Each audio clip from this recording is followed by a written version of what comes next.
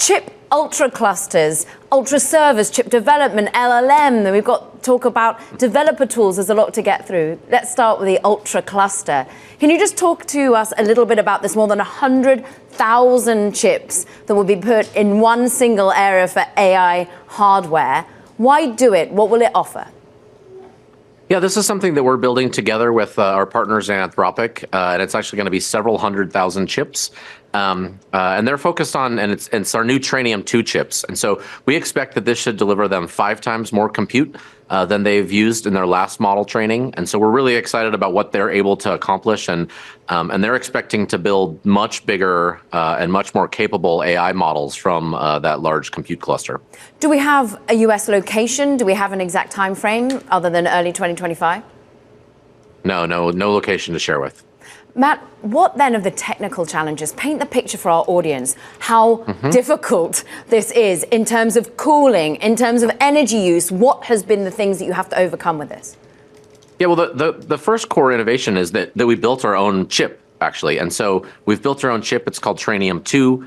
And we're quite excited about the performance that we get out of that. And that's combined all in these really large ultra clusters that combine 64 Trainium chips, all to deliver 83 petaflops from a single node. And so that is the first innovation, is our Amazon designed custom silicon that gives us really unparalleled performance for generative AI capabilities. And then we build these together with high performance networking that we also build in-house. And then of course there'll be cooling and heating and power that we need to go build the data centers. But it really starts with that silicon down at the level. And we innovate on the entire stack of AI to make sure that we can control everything that goes into those clusters. Can you talk to us a little bit, compare and contrast here? This is about less dependency on Nvidia GPUs to many ways, doing an alternative for your clients. What sort of cost saving will clients get? What sort of energy and efficiency will they get? Yeah, well, first of all, I think we like to think of it as a supplement to NVIDIA GPUs. NVIDIA has a fantastic product. That team has done an outstanding job executing. And we think that the vast majority of workloads are going to continue to run in NVIDIA processors for a long time. But customers want choice, and they want choice that can give them some lower cost options. And we think that for certain workloads, for many workloads, Trainium 2 can give customers 30 to 40% cost performance benefits over today's GPU powered instances. And so we think that that's a huge win for customers, particularly as they're looking to lower the cost of generative AI workloads. But we'll be great partners with NVIDIA and continue to lean in on building great technologies together with them for a long time. Trainium 2 available, Trainium 3 in the works, and all of this is, as NVIDIA at the moment, it's estimated, has about 95% market share. Do you agree with that sort of number they have, and what sort of area do you think that will come down to? Yeah, I mean, I think it's probably higher than that. I think the vast majority of workloads in generative AI today run on NVIDIA technology. And they've absolutely been the leaders in that space. But we do think we hear from customers that they want choice. And just with our processors, where we're tight partners with Intel and with AMD, but we decided to go build a general purpose processor called Graviton. And it's been hugely successful with our customers. But we also provide lots of Intel and lots of AMD processors in our cloud today, and those businesses continue to grow. So I expect that our usage of NVIDIA will continue to grow from our customers, and that choice is really going to be powerful. And as you see this explosion of generative AI usage, I think there's going to be plenty of business for multiple different people to be successful. A key partner is Intel. How concerned have you been about the change at the top? Oh, it's okay. I wish Pat the best. I know Pat, and he's been a good partner of ours. But we've been partners with Intel for a long time. It's been 18 years since we launched our first Intel instance when AWS and EC2 first launched, and we'll continue to be great partners with Intel, and they have a great technology team there. And we look forward to continuing to roll out the latest technologies from Intel for our customers to be able to use. And you've been continuing to roll out, as you say, NVIDIA offerings. Last time you were on, we were talking about Blackwell, of course. Many have been frustrated, perhaps by some slowness to market there. When do you anticipate that Blackwell will be unfolding, and how difficult has it been to ensure the supply side is there? Well, they've obviously had some manufacturing things that they're going through, but we're very excited about it. I think the early returns and the early looks at Blackwell look fantastic. We expect almost a 2.5 times gain in the compute power that you get from Blackwell that we saw from H100s. And so I think it'll be a really material jump for customers once we get those out. And I think those will be early next year, and we're excited about putting them in customers' hands, and we'll get them out there as soon as they're available. Investors, though, they find it wild, this whole frenemy existence that's going on. You truly think that investors here think, oh, we want to see Nvidia dependency as well as AWS having its own offerings? Is that something you think everyone can swallow, or do you think ultimately there will be a broadening out other than just Nvidia winning all? I do think it's a partner. Like, if you think about AWS, we started from the very beginning thinking about this partnership mindset. And we built the entire business around AWS, thinking about how AWS would have services and our partners would have services, and that there's plenty of space for all of us to really grow and build our businesses.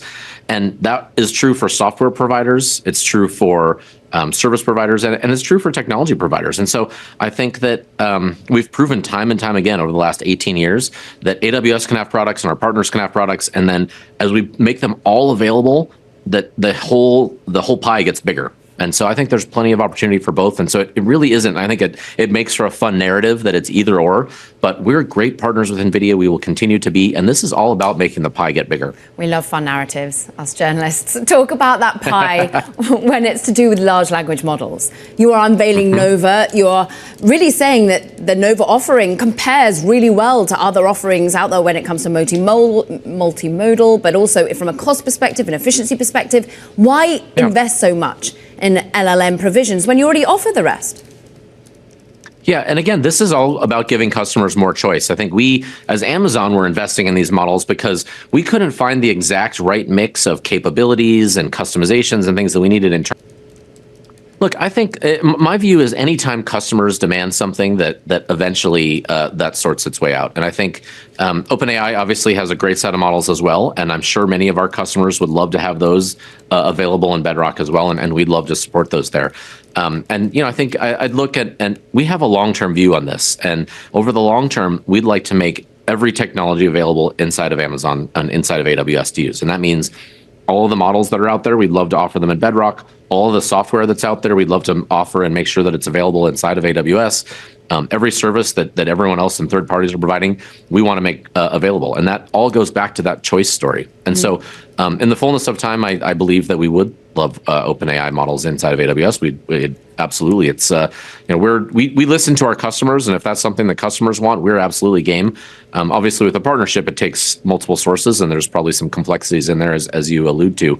But I think in the fullness of time, it likely is the case. In the here and now, you spelled out in the previous earnings that AI is already a multi-billion-dollar business, growing at more than 100%. Can you give us any more detailed numbers as to how large the AI offering is for AWS now? Yeah, you're right. It is a multi-billion-dollar business for us, and it's really growing rapidly. Take Bedrock, which is our platform that lots of customers are building all of their production AI applications on top of. Bedrock has grown the number of users 5x in the last year alone. So it is just really a rocket ship growth of people building this.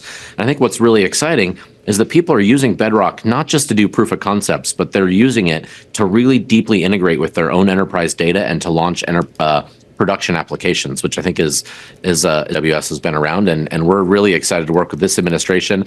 I think that everybody is interested in ensuring that we have technology continuity, and there's a ton of opportunity here. Like this is how we drive the economy. And I think all administrations are interested in continuing to make sure that we're able to drive the economy forward.